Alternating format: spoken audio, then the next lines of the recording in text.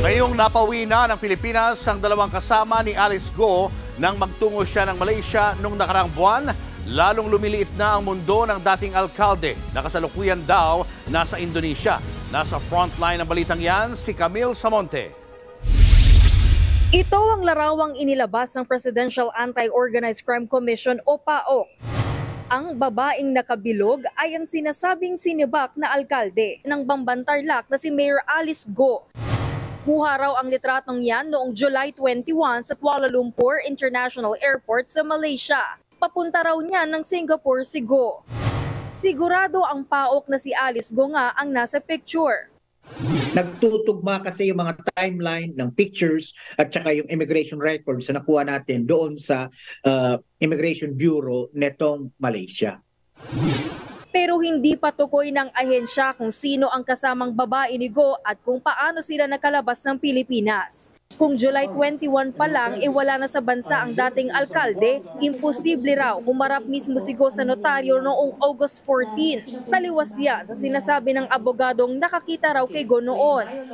Kami ay hindi naniniwala that she physically appeared before Attorney Elmer Galicia, no? Na para i-subscribe, mag-swear doon sa kanyang counter affidavit tinatawag.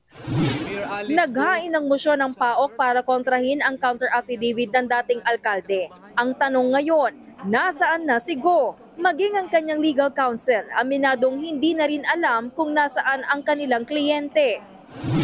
Kasi dati sinasabi niya nasa Pilipinas pero ngayon hindi ko alam kasi hindi niya ma-confirm sa akin kung saan.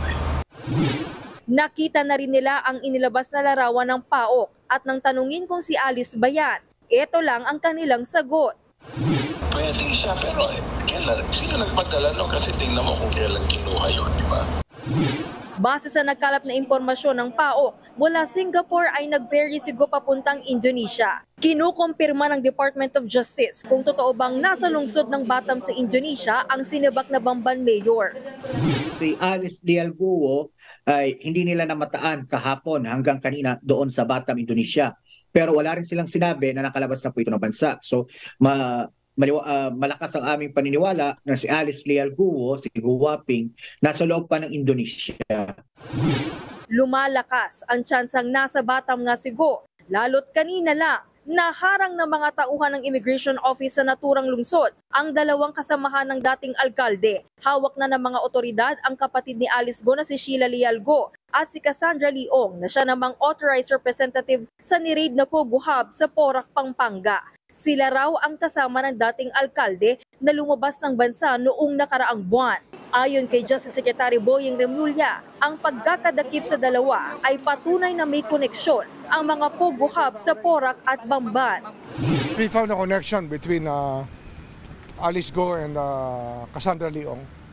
A definite connection that was found by our people. Which means that Bamban and Porac are closely related.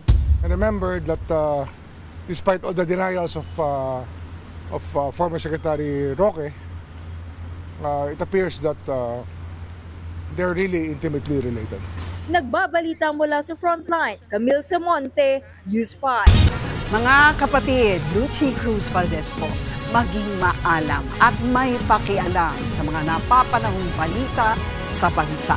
Tumutok at mag-subscribe sa News 5 social media pages.